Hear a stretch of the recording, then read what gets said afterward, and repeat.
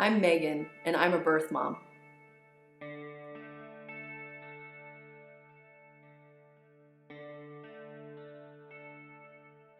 I want people to know that if they are pregnant, that there is a third option that they can consider that isn't talked about as often, and that's adoption. It was just before my 18th birthday that I realized I was pregnant. I was terrified. I knew that I was in a lot of trouble. And I went almost immediately into denial. I knew there was something up, but I wasn't about to tell a soul. The only person who ever knew I was pregnant was the father, and I was very careful not to let anyone else know. But I was gone a lot. I got a second job so that I was never home, and most of the people that saw me were not close friends, and I avoided anyone that would have thought anything of it. I honestly didn't know how I would get through the day that I was on. Like, my goal was survive today. I didn't know how I was going to survive it. Like, I would picture it'd be better if I got hit by a bus today instead of trying to figure out a resolution. And as far as thinking about options, my brain, as much in denial and as naive as I think I was, from maybe the way that I thought people would judge me, and I didn't actually think I have several options to choose from. There's a way out of this. I just floated along, pretending it wasn't happening. I finally realized I'm in a crisis when I felt the baby moving, and I couldn't deny it anymore. So I went to Planned Parenthood. So when I went back into the room, they did an ultrasound that I didn't get to see. I couldn't hear it or anything, but they surveyed the baby, and then she left the room for a little bit, came back and said that the baby was measuring at about 21 to 22 weeks, and that it was too far along for what they would normally terminate. And that was the first thing that they said to me when I was sitting down. And so I thought, I don't even know what that means exactly. So they let me know a little bit about how that works and what that actually meant. And I knew that wasn't a choice that I could make. My personal experience at Planned Parenthood was eye-opening and a little bit disheartening because I wasn't given a variety of options like I thought I might be given. I remember walking out of Planned Parenthood and not knowing what else to do, and I really didn't do a whole lot else. I kind of went down into survival mode, I guess, again, and I didn't seek anything else out. I didn't know where else to go, so I just kept taking it a day at a time, and I didn't actually explore the adoption option until I was in the hospital and the baby was delivered. As best as possible, I just kept going about my daily activities. I would just go to work, come home, sneak in the house, because I was living with my parents still, sharing a bedroom with my older sister, sleeping on the top bunk. So I would carefully, quietly hoist myself up and down every day and just try to keep on moving forward, and enrolled in college and just kept trying to live life as normally as I could.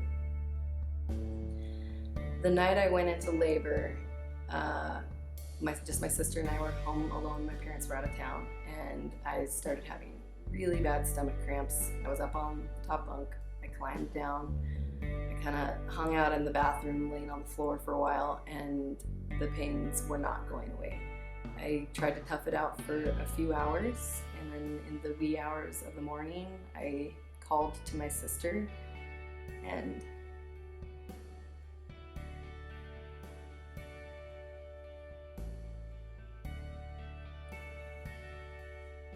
then I was laying on the floor,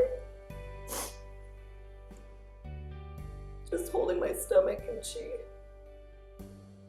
screaming, "What's wrong?" And they told her I needed her to take me to the hospital because I was having a baby. And she was the first person that knew, and we fumbled to the car as quick as possible and headed down to the hospital. I was suddenly holding this perfect little human. And I knew that the choice I needed to make was for her and not for me.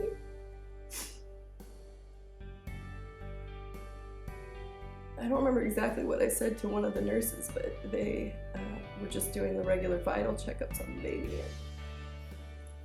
And she started asking me about the baby and congratulating me, and I said, "This isn't my baby, I'm not keeping it." And she said, "Oh, you're giving it up for adoption, how wonderful." And I was like, "Oh, adoption? Yes, tell me more."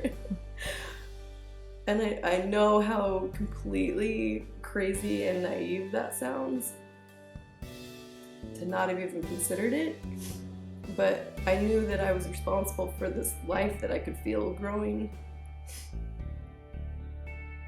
And I didn't know how to get out of the situation I was in, but as soon as I heard the word adoption, I immediately knew, oh, that's what needs to happen. I did ask for more information. I said, "That's a great idea. I don't have someone picked out." And the hospital personnel was a little surprised at how little was prepared. And they helped the father make arrangements to get some phone calls to an adoption agency. And they just said, "Hey, we have a brand new baby girl today. We need a family." And someone from the agency rushed down and was there within a couple of hours with a big stack of family profiles for me to look through.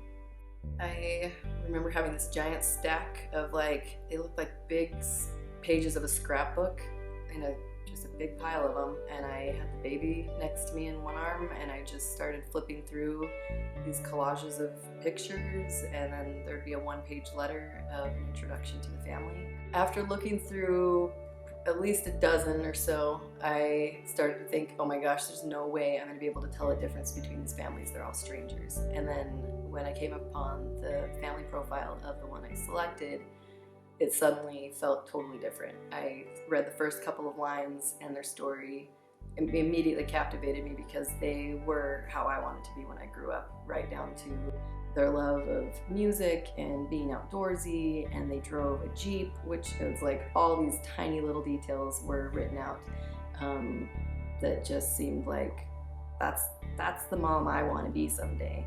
And I read it several more times. I kept reading through it and looking at their pictures, and I felt like, whoa, this one is definitely standing out to me. The day that I gave away my daughter, or as I like to think of it, I gave her the life that she was meant to have. I was in the adoption agency with some of my family members, including my parents, playing with the baby, spending some last moments and getting some pictures and just making sure that I had some final closure on being with her as much as I could. And in the same building just down the hall was when I got to meet the parents and talk to them, and they talked with my parents separately as well. And I held the baby one last time, and I changed a poopy diaper that she blew out right before I was about to hand her off, which I thought was her clever little way of saying I wasn't ready. But I could just still see the perfect memory of holding her little hands and looking at her, and she was very alert and looked back up at me with her big eyes. And I remember while I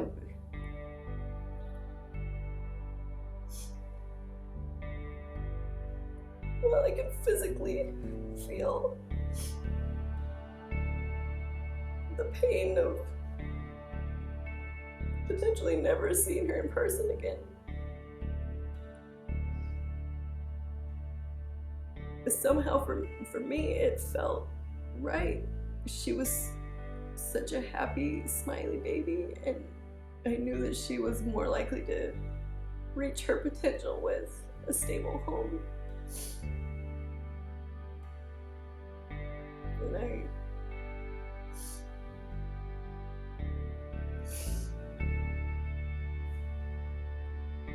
snuggled her up really close one last time, and I told her I love you, and I handed her to the social worker to take her down the hall. And I just watched as he went around the corner. The moment I met the parents, I knew that somehow, if I could just keep doing what I had already been doing for 9 months, which was taking life a day at a time, as painfully as that was, I did feel hope. I felt so much hope for her, and was excited that there was a family as awesome as hers that was ready to take the reins when I couldn't. And I have had tons of good experiences since then. They've been so great about fulfilling their commitment to share more than I expected on pictures and stories about what she was doing with her life. And now in the world of modern technology and social media, I get to see all sorts of things. She's coming up on her 16th birthday. She is musical and has so much personality and spunk. I can see a lot of myself in her, and the relationship I have with her mother is really awesome. One of the things that I think about often in my life now is that when I was in the thick of just this nightmare of being pregnant and alone and scared and not having a clue what to do, I never could see myself getting past that situation, let alone picturing a life for myself. And being where I am now, 16 years later, I have been married for 14 years, and I have three babies of my own. My oldest is about to turn 8. And when I hold those little babies, and I love them, and I feel the love that I have the capacity for me to love another being grow, I think about what a sweet gift it is to consider adoption, to provide that to a mother who can't have her own children, is something that I think about almost daily, if not every day. Because my life now is, I never would have been able to picture being happy and being stable and being able to feel okay about having my own kids after I gave up a baby for adoption. But the happiness keeps growing, and my kids know about my older adopted daughter, and they think it's cool, and they can't wait to meet her. And I think that that is really important for someone who is pregnant now, or if they get in this situation where they feel like they're hopeless and there's no future for them. Making the choice for adoption is not only good for the baby, it allows for that mother to have a life that maybe they picture for themselves, or still have the life of their dreams without that guilt. That confines me. I've got to break it down. There's so much in life that needs to be found. Makes me wanna work harder. Makes me wanna run faster. Turn right where you are, and I'm safe in your arms. And right where I belong. I'm where I belong. I knew from the first time I heard someone say the word adoption that that was the answer.